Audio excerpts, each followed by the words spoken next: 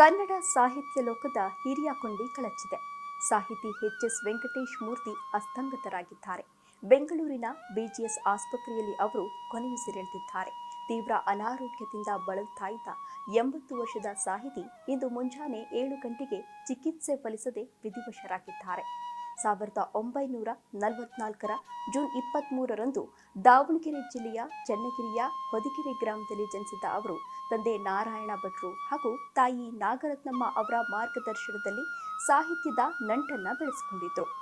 ಗ್ರಾಮೀಣ ಪರಿಸರದಲ್ಲಿ ಬೆಳೆದ ವೆಂಕಟೇಶ್ ಮೂರ್ತಿಯವರು ಮುಂದೆ ತಮ್ಮ ಸಾಹಿತ್ಯ ಕೃಷಿಯಲ್ಲೂ ಇದರ ಪರಿಮಳವನ್ನು ಪಸರಿಸಿದ್ರು. ಬೆಂಗಳೂರು ವಿಶ್ವವಿದ್ಯಾಲಯದಿಂದ ಕನ್ನಡದಲ್ಲಿ ಎಂಎ ಪದವಿ ಪಡೆದಿದ್ದ ಎಚ್ಎಸ್ವಿಯವರು 30 ವರ್ಷಗಳ ಕಾಲ ಬೆಂಗಳೂರಿನ ಸೆಂಟ್ ಜೋಸೆಫ್ ವಾಣಿಜ್ಯ ಕಾಲೇಜಿನಲ್ಲಿ ಕನ್ನಡ ಪ್ರಾಧ್ಯಾಪಕರಾಗಿ ಸೇವೆಯನ್ನು ಕೂಡ ಸಲ್ಲಿಸಿದರು. ಇನ್ನು ಕನ್ನಡದಲ್ಲಿ ಕಥನ ಕವನಗಳು ವಿಷಯದಲ್ಲಿ ಮಹಾಪ್ರಬಂಧವನ್ನ ಮಂಡಿಸಿ ಪಿಎಚ್ಡಿ ಪದವಿಯನ್ನು ಕೂಡ ಪಡೆದಿದ್ರು. 100ಕ್ಕೂ ಹೆಚ್ಚು ಕನ್ನಡ ಕೃತಿಗಳನ್ನು ರಚಿಸಿರೋ ವೆಂಕಟೇಶ್ ಮೂರ್ತಿಯವರ ಪರಿವೃತ್ತ, ಬಾಗಿಲು ಬಡಿವ ಜನಗಳು, ಸೌಗಂಧಿಕ ಕವನ ಸಂಕಲನಗಳು ಈಗಲೂ ಕೂಡ ಜನಪ್ರಿಯವಾಗಿವೆ.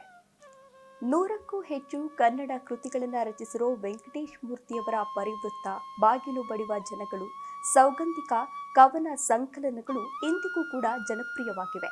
ಇನ್ನು ಕನ್ನಡ ಚಿತ್ರರಂಗದೊಟ್ಟಿಗೆ ಅವಿನಾಭಾವ ಸಂಬಂಧ ಹೊಂದಿದ್ದ ವೆಂಕಟೇಶ್ ಮೂರ್ತಿಯವರು ನಾಗತಿಹಳ್ಳಿ ಚಂದ್ರಶೇಖರ್ ನಿರ್ದೇಶನದ ಚಿನ್ನಾರಿ ಮುತ್ತ, ಕೊಟ್ರೇಶಿ ಕನಸು, ಅಮೆರಿಕ ಚಿತ್ರಗಳಿಗೆ ಹಾಡು ಸಂಭಾಷಣೆಯನ್ನ ಕೂಡ ಬರೆದಿದ್ದಾರೆ.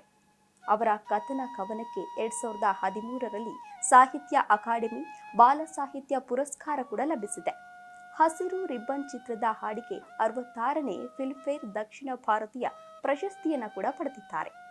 ಇರಬೇಕು ಇರುವಂತೆ ತೊರೆದು ಸಾವಿರ ಚಿಂತೆ ರಿಟೇಕ್ ಇರಬೇಕು ಇರುವಂತೆ ತೊರೆದು ಸಾವಿರ ಚಿಂತೆ ಅಂತ ಜೀವನದ ಮೌಲ್ಯವನ್ನ ಹಂಚಿದ್ದ ಸಾಹಿತ್ಯ ಚೇತನದ ಅಗಲಿಕೆ ಕನ್ನಡ ಸಾಹಿತ್ಯ ಲೋಕಕ್ಕೆ ತುಂಬಲಾರದ ನಷ್ಟವೇ ಸರಿ.